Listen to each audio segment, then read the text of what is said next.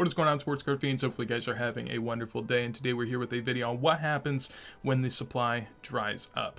This is one of the most important videos, I think, that can pertain to soccer, sports card collecting in general. I think that this is one of the biggest factors on if you really can make it to that next level, if you can start to identify these trends and start to really make it work in your favor. So basically what I am referencing, I'll grab something around me that exemplifies what I'm talking about. All right, there we go. Serginho Dest, out of 50, Topps Museum RPA. Essentially, pretty penny. Not gonna value it for you. It's a nice bit, but that card is an example of a card that has come out in the last 6 months and is prominently on the market. People are ripping packs, they're opening the supply, and they are selling what they get. Beyond that, it goes into the hands of a collector, a reseller, a flipper, an investor, whatever you label yourself as. It goes into other hands. And typically, the important time in a market is once all of that supply dries up. Whose hands is it going into? Is it going into people that genuinely want to collect and are going to sit and are going to hold and are going to, wait until something happens with this? Or is it just going in the hands of people that are looking to resell, get that quick flip, make a 50% X, and then boom, get the next guy with it, and then we just kind of continue to trace down? Will it actually truly be desirable, collectible, or will it just be people trying to sell it and flip it and just, basically do nothing, just promote the shiny aspect of it? Something that gives me that kind of vibe are the Marvel Donruss, basketball cards from that, last year. Everyone's so pumped about them. They look so good, and then they get that hype, and then they're back down to nothing. No one's actually going to truly collect that long term, and it's just people building hype, getting excited about something, and then it dies. But what happens when that isn't the case? That's what I think we're going to see with soccer. There is tons of supply right now, and I say tons, it's not really tons. It's a lot more than there will be eventually, but there is at least enough supply to keep people entertained with soccer cards at the moment. And whenever these cards are in packs and prominent rookie cards, rookie autos, RPAs are in packs, I mean, it's got to be the best time to buy if they're going to be truly collectible years down the line, because there's not going to be enough demand, money, and eyes on that stuff while it's on the market coming out of packs. Because think about it this way: if you were going to list 5 cards on PWCC, you wouldn't want to do it all at once. You wouldn't want to send 5 cards up there, get them all to sell, and take whatever you get. You'd want to sell one, wait a few weeks, sell another, wait a few weeks, whatever you're doing. You'd want to space it out. And that's the thing. Whenever these all start getting ripped and sold out of packs, they're not spaced out. They are within, a relatively strict amount of time when people are kind of into the product, and then they're gone. And so the supply just dries up. It's gone. And then if the card is truly collectible and desirable, I think you just continue that climb upwards, and that's what you really are looking for. And that's where I think you really have opportunities right now. Right now. That Serginho Dest is an example. Another one for me that I've been picking up lately are Gio Reyna RPAs. So an example of this, I guess I wasn't really planning on it, but I'll go on over to eBay just to show you guys what I'm looking at here. So to give you guys an example of what I'm talking about, I'll go on over to eBay, see what I'm looking at. You can see my search history and what I've been peeking at. But we'll start off by looking at Weston McKennie Auto 2018 rookie year. What's he got? Let's see.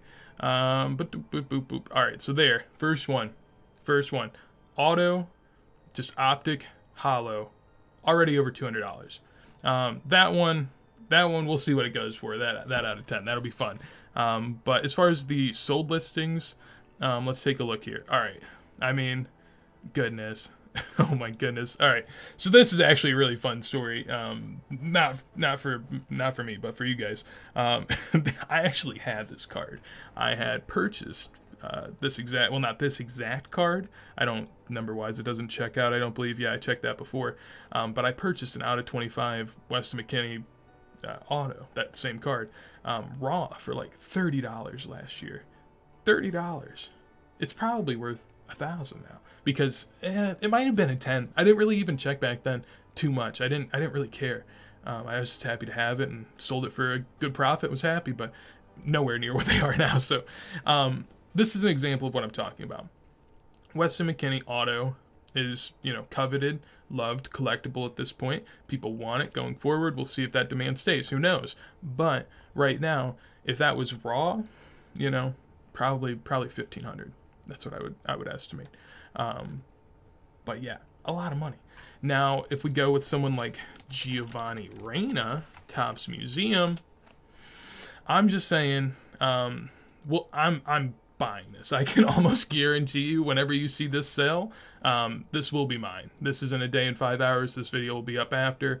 I'll leave in a comment if I got it. I better have, because I want it dearly.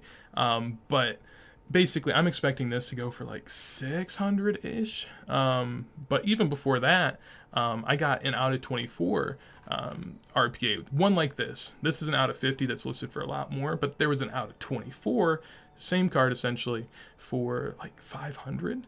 So if there are Gio Reynas out of 24 out of 50 RPAs that are worth, a half or a third of what Weston McKennie autos are worth, I don't know, man. I don't know. It's a little crazy to me, but that's just me, Not everyone's going to agree. The thing is with Gio Reyna, he has some other autos. There might be more desirable rookie cards, but at the end of the day, I think Gio Reyna has so much higher upside than Weston McKennie that the fact that they're worth that much less, I don't care if there are other autos. I think that the other autos will at least suffice for how much more desirable he should be. So these cards are just insanely underpriced when they're getting ripped. Eventually, once that supply dries up, then we start to see what they're worth, because people will start to pay just to be able to get it, which people don't do at the beginning because you don't know. And that's the real thing. Can you tell what is desirable and what is not? I mean, the way the soccer card market's been going, I have no reason to think that these won't be desirable going forward. So I will, sell other things to help fund something like this, where I think maybe it has some greater short-term potential. And that's, I think, a really good thing to start looking for and a good way to get going.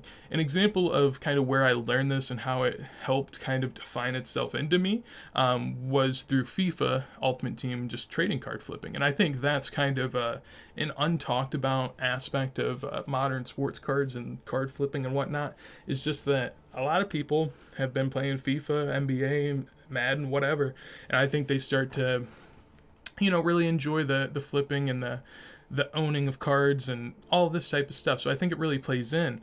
And on FIFA, you would always see, that first, if you play FIFA, but the first week, whenever stuff's in packs, day 1, high price. Day 2, less. Day 3, less. Day 4, less. Day 5, 6, it's kind of staying the same because people are like, it's about to go out of packs.